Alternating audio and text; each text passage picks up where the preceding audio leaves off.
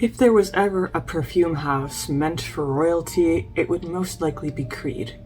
Creed is one of the oldest perfume houses in the world, French, and it was founded in 1760, which makes it several hundred years older than most perfume houses.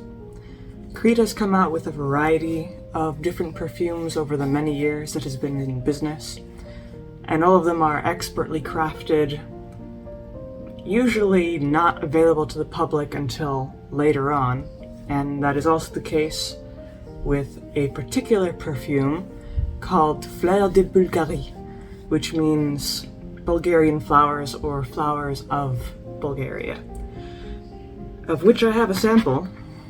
Unfortunately, mine has an unusual, mysterious stain on it, probably from a different perfume. Not this sample, fortunately. It doesn't seem to have any leaks. But, besides the stain, you could see on this little piece of cardboard the original founder and the current person in charge. It says here, de père en fils depuis 1760, so from father to son since its founding. And the original founder was James Creed. The current person is Oliver Creed. And this is the sample itself, with the title of the perfume on it. Supposedly, this perfume was purposely created for Queen Victoria in, I believe, 1845. So this is a very, very old formulation, especially compared to most perfumes. Its main notes are of roses. I don't know why Queen Victoria particularly wanted it to smell of roses. Bulgarian roses at that. But that was the formulation. I forget how many flowers it's supposed to contain, or at least originally. These days, probably it has mostly synthetic ingredients. But let's see if I can open it. Unfortunately, the sample does not have a spray nozzle. Instead, you have to... It has one of these things. The roses are immediately apparent, which is unsurprising. I think the formulation is mostly that of Bulgarian rose. So I'll put some on my wrist.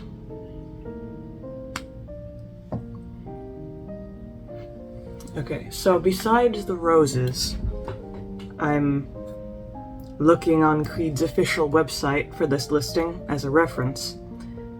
The top notes, surprisingly, are not rose, but instead bergamot, lemon, and mandarin. I don't find that the citrus notes are too specific, except maybe for the lemon. There's definitely a very light citrusy note when you first put it on, but I would say the citrus notes are pretty understated compared to the middle and base notes. The middle notes, of course, are the Bulgarian rose, Chinese tea flower, and May rose. So, besides the Bulgarian rose, which is the most in-your-face smell of all, the tea is actually very prominent. It has kind of a grassy, not earthy, but light and green kind of note, which you don't usually find in perfumes, especially these days. This is a very natural, you can imagine going out into a field and smelling something relating to this perfume. And the rose is not a very sweet type of rose. It's more very, very natural, it almost reminds me of dried roses, like a sack of dried roses hanging or in a drawer somewhere. But the base notes also come through. The base notes, all it consists of is ambergris. Ambergris is a very strange and unpleasant, at least on its own, unpleasant ingredient. It comes from the French word ambergris, which means gray amber. And it's a strange ingredient because it's a waxy rock that comes from the intestines of whales, specifically sperm whales.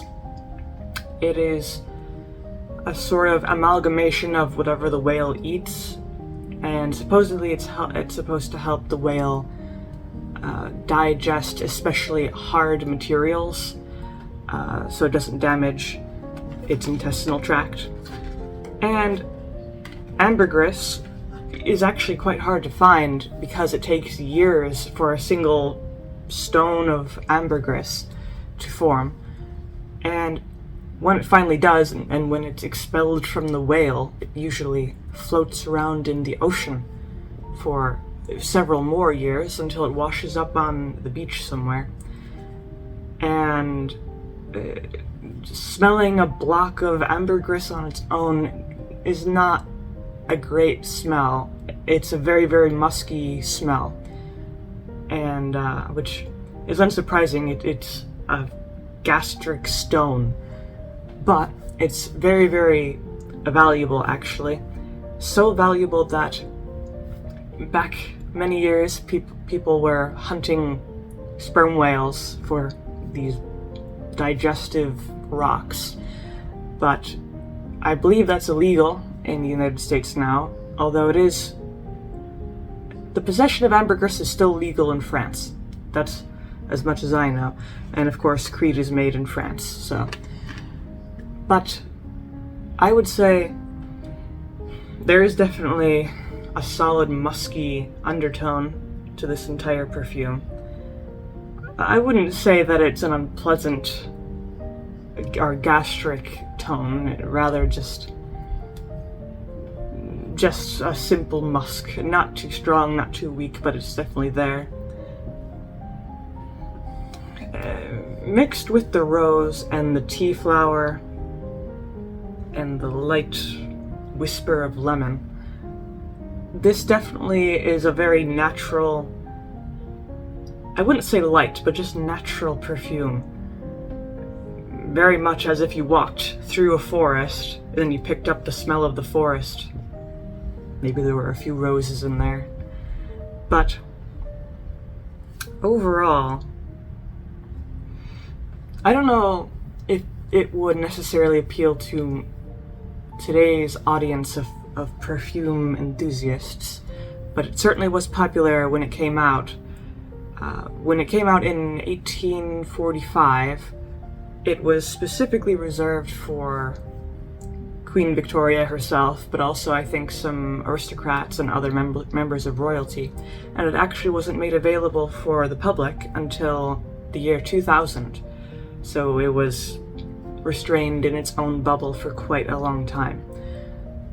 Besides that, the longevity of this perfume is, I would say it lasts quite a while. Putting it on initially, I didn't think it would last very long, but I think it's that old style formulation where it's like this real potency that sticks to your skin and lasts for several hours, probably around 6 to 7 hours before it kind of fades off. And I wouldn't say it's an exceptionally strong perfume. I wouldn't say it fills the room when you enter. But people, I think, would know that you would be wearing this perfume, especially if you put a lot of it on. It wouldn't be a good idea to put too much on. Then you would just be smelling all this grass and roses and the ambergris, which I think would be too much for most people to handle. But other than that, there is, of course, the design of the bottle. There seems to be two main designs. I'm not quite sure what the current design is. One design is the typical Creed kind of shield bottle. Then the other one is more of a classic kind of apothecary bottle look. And both are pretty attractive bottles. I'm surprised that they would depart from their usual shield-shaped bottles. Another interesting thing about this perfume is that it's not a very warm perfume. It has a cold nature, despite having very natural notes, but it reminds me a bit of autumn. There's kind of a crispness to this scent that you don't usually find, especially in floral scents, which tend to be warm and light. This is more kind of neutral, a bit crisp and cold. Definitely clean. It reminds me a bit of soap, which isn't necessarily a bad thing for perfume, but not everyone wants to smell soapy. But if you do like clean scents, then you'd probably like this, especially for rose enthusiasts. I don't wear it all the time, I wear it only occasionally. As you can tell from, there's still quite a lot in the sample. But I do like the smell. It is a very clean yet natural, not overpowering smell. I would recommend it to anyone looking for a clean yet natural sort of scent. Nothing too overpowering. But other than that, I can't think of much else to say about this perfume, other than it has certainly a very prestigious history coming from Queen Victoria more than about 200 years ago. But that's about it for this perfume, Fleurs De Bulgarie, Flowers of Bulgaria. So leave a like down below, possibly subscribe, and that's all.